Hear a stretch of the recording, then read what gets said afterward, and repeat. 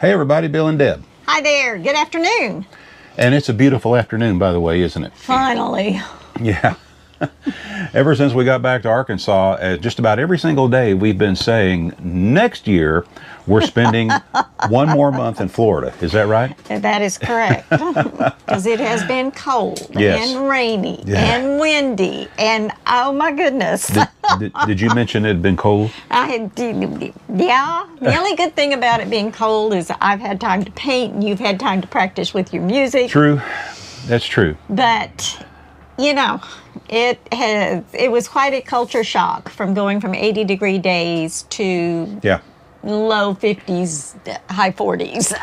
And we're going to be in Northwest Arkansas up into the first week of June to take care of everything we've got to get taken care of. I think you can see it in the video, but Deb's wearing a knee brace right now. She's going through some physical therapy. I don't know if I know people that have been around us, you know, like at the rendezvous, they all noticed that she kind of walked funny. Couldn't walk at all. Well, and she's been having this issue for a while, and they've got her going to physical therapy, and they gave you a steroid shot in this knee. In this knee. Yeah. And she seems to be doing much better since she got the steroid shot. It helped immensely the first 24 hours, so we're hoping. Yeah. So then I called him this morning and said, can I get one in the other knee? Because, it hurts too.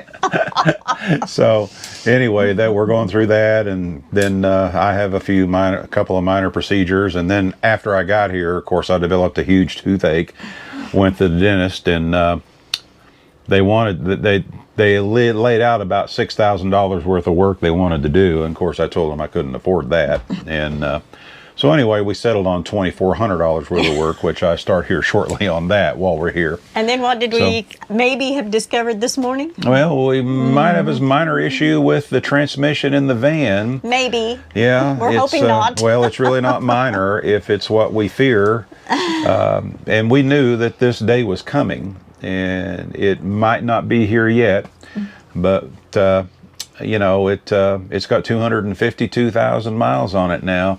And when I checked the transmission this morning, checked the dipstick on it, there was quite a bit of junk on the dipstick, kind of sandy looking stuff. So anyway, we're going to have them take a peek at that tomorrow and see what we got there. So this might be a super expensive trip home.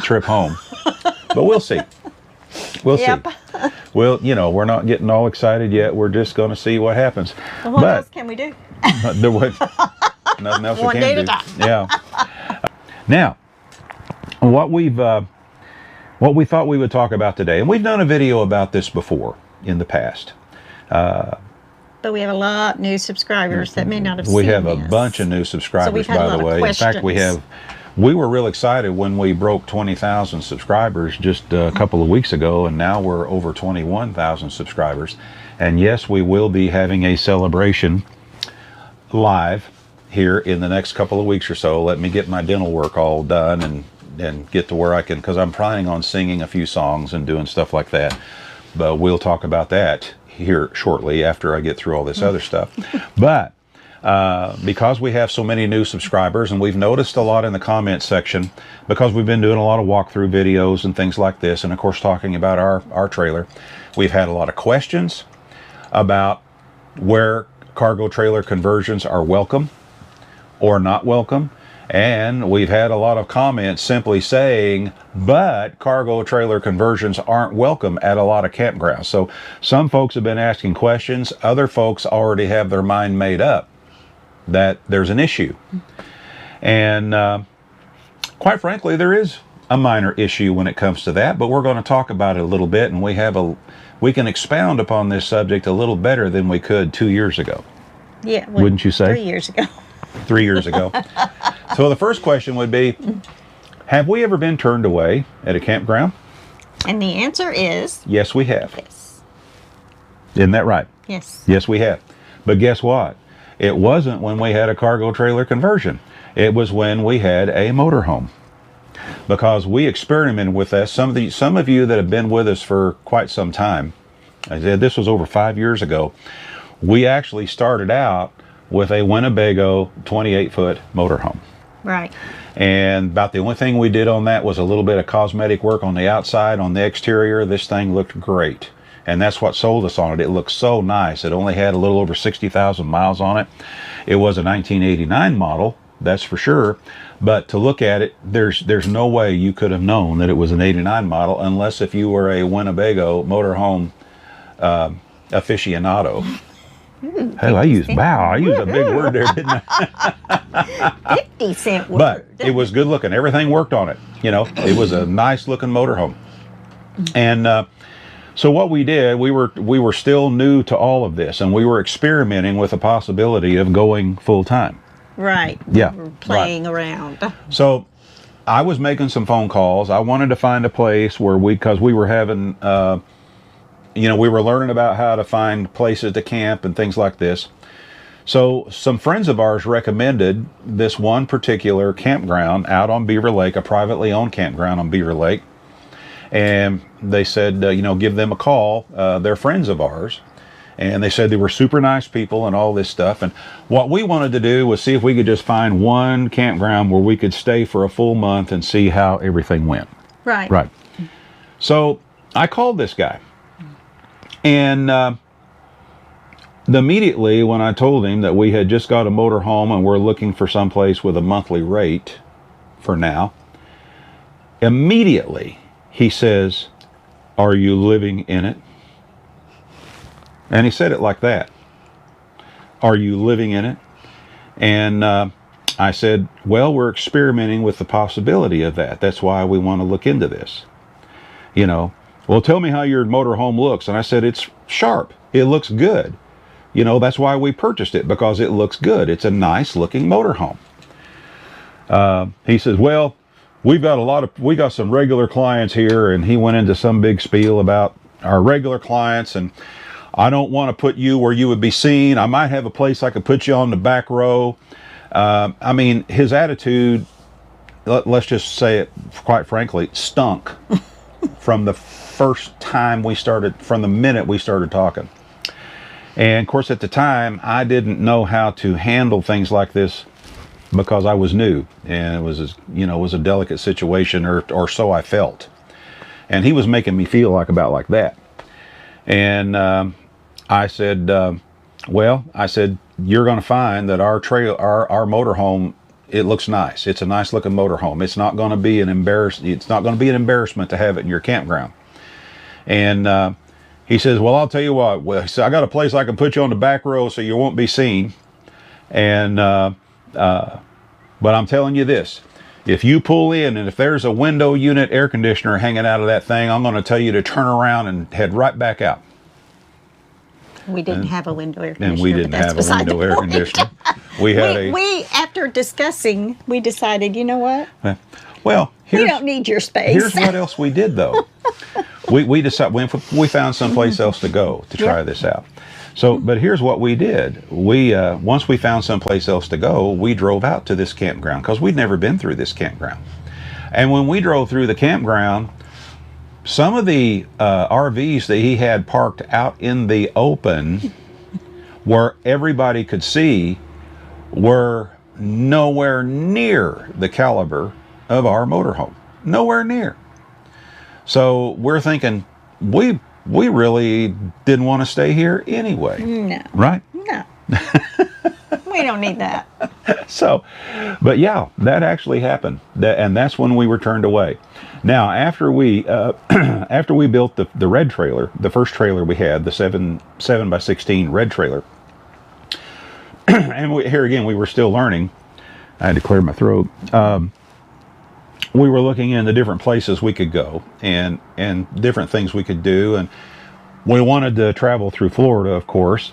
And we were staying at Corps of Engineer campgrounds, but quite honestly, there's only like 3 Corps of Engineer campgrounds in Florida, and they're all around Lake Okeechobee. And at the time of year we were looking, they were booked. Yeah, you gotta, you can't. This was like it's hard to get a spot November, at December. any of those campgrounds around Lake Okeechobee.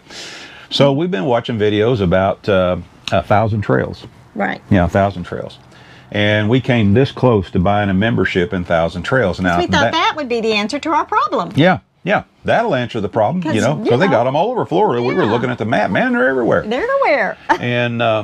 And the rates looked fantastic, you know, and everything. So we called them up, and we called up the main office of Thousand Trails, you know, the main company, and we told them. We said, well, and by this time we had been in the red trailer for quite some time. And they said, well, we just need you to know. And they were all ready to sell us a membership. You know, how soon can we send you the money? You know, that kind of, or how soon can you send us the money so we can take your money? Exactly. And I said, well, there's something I need to discuss with you first. I said, ours is not a traditional RV. It is a cargo trailer conversion, but we had the trailer spec built.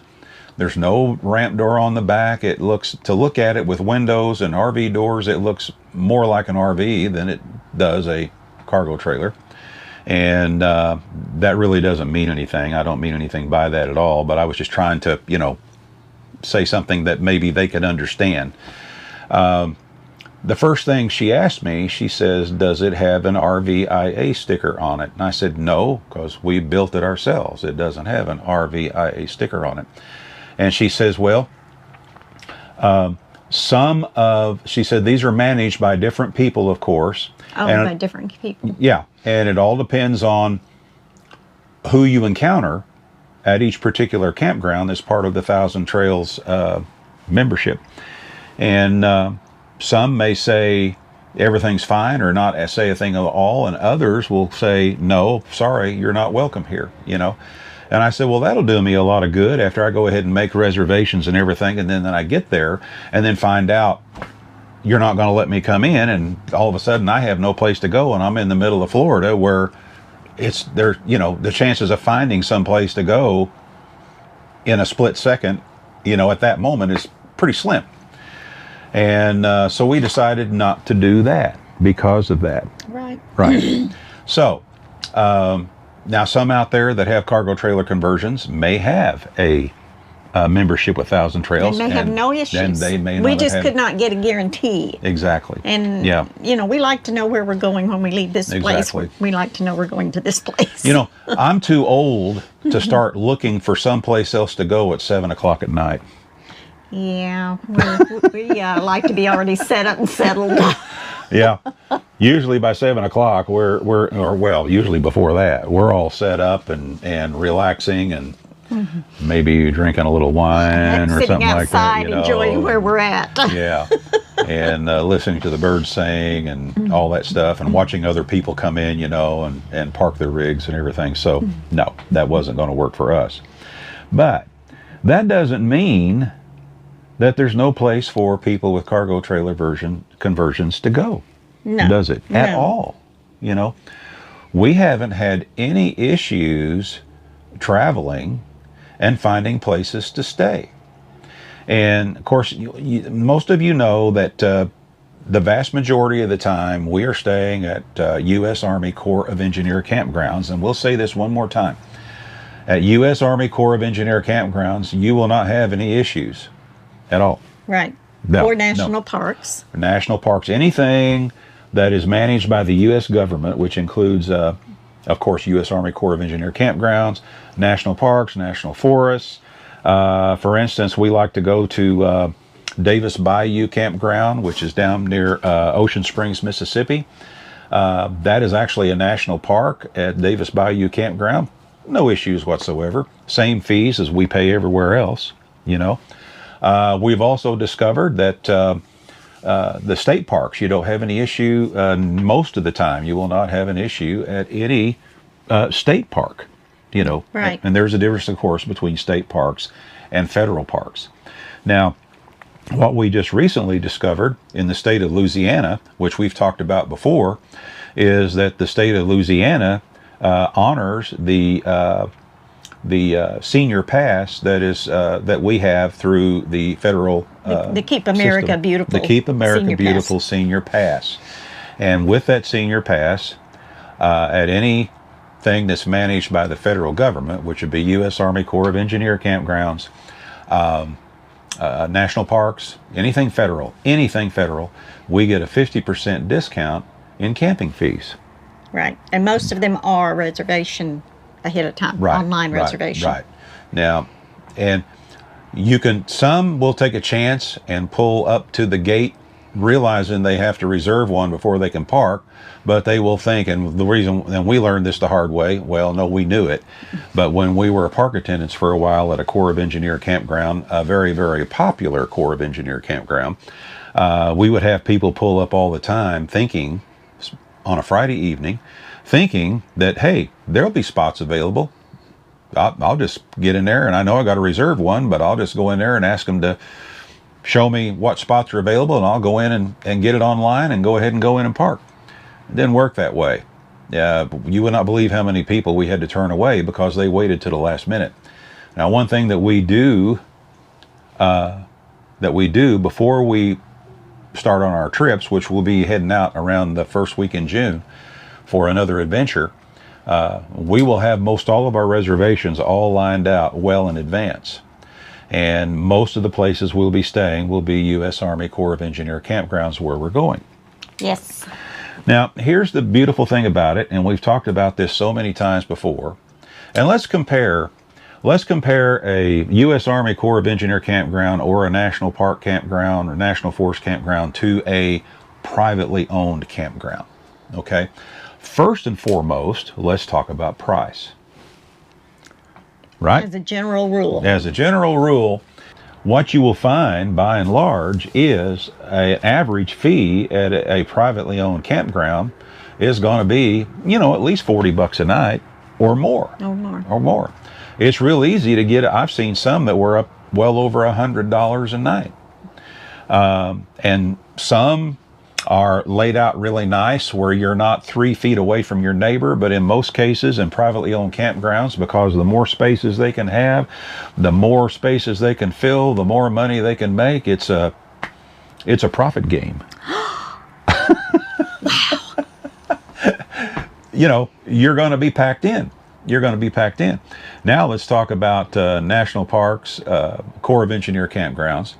We've been to some beautiful places. Absolutely gorgeous. Yeah. And I, joined a Facebook group and learning about more beautiful Corps of Engineer campgrounds that I didn't know were there. Yeah. And but you're not jam-packed together, and the prices are, depends on the part of the country. I was looking at some this morning that was in West Virginia that were like $36 a night, but we get the senior discount, so it'd be $18. Right. So, beautiful. Yeah. Trees and birds and wildlife, and if you're lucky, you get a place by the water. Yes. And that's the thing.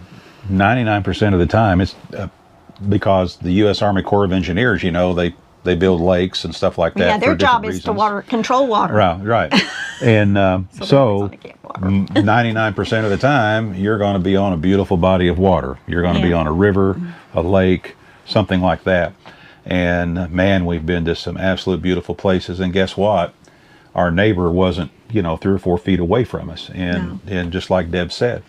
So the 50% discount on the average when we travel, staying at Corps of Engineer campgrounds with the senior pass, which you qualify for once you turn 62.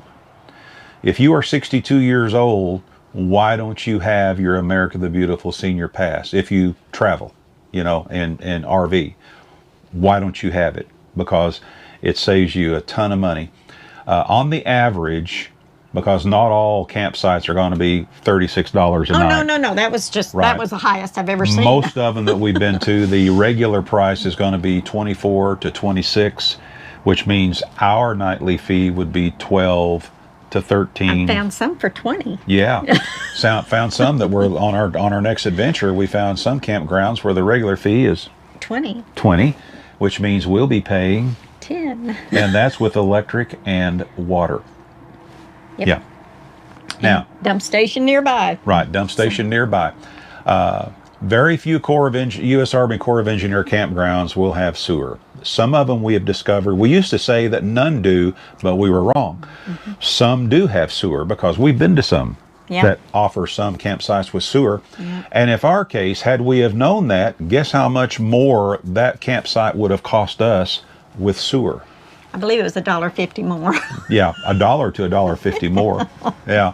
Had we have known that ahead of time, if we would look closer at the the way Yeah, they show the amenities. details of each campsite, Yeah. we would have seen that was available, and we would have tried for one of those instead.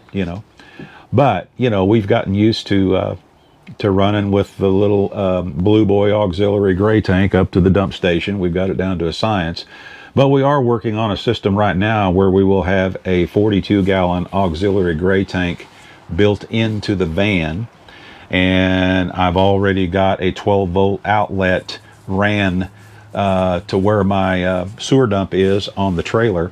And all I'll have to do is plug in a transfer pump right there and pump the gray water off of the trailer into the gray water tank in the van, and then just simply drive the van up there, hook up the hose, pull a valve, and boom, and we've already got a freshwater tank in the van, an auxiliary freshwater tank. And we wanted to do this because the Blue Boy that we have, sometimes you're on such an incline that it takes a lot of muscle to pull that 300-pound thing up the hill. Yeah. And we are trying desperately to let the van do the majority of our work. Let the van do the work, and so we can spend more time enjoying it, but make everything efficient, make it run as efficient as possible. And because of gas prices the way they are, we're probably going to end up staying longer at each campground so we can cut down on fuel prices, and so, fuel cost on traveling.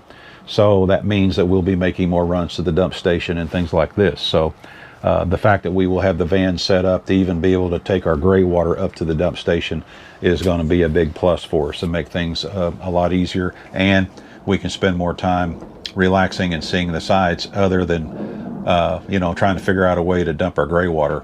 So anyway, that's the whole idea behind that. Anything else? I think we've answered every question that I we think had so. on our channel.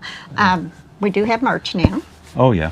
We'll mention that again. Sherry Fialka does our graphic work. And helps what's the us name with of our her? store. What's the name of her company? BDS Promo.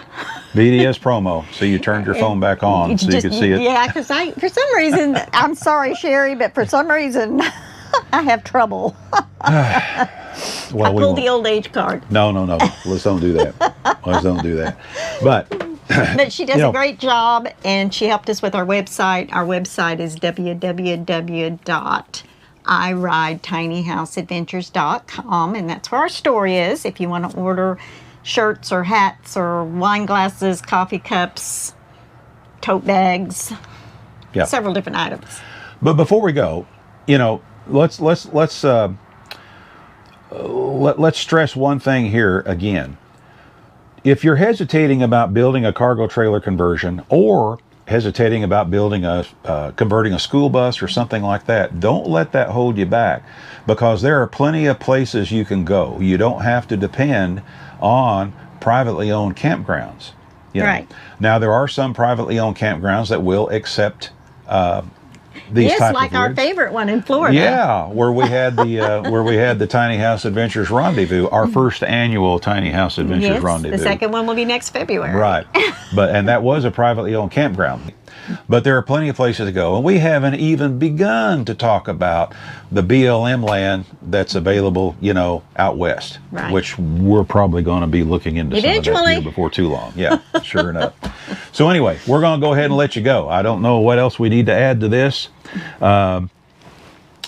We thank you, all of our subscribers. We thank you for watching. We thank you for purchasing merchandise. You guys are great, totally awesome. Really appreciate you.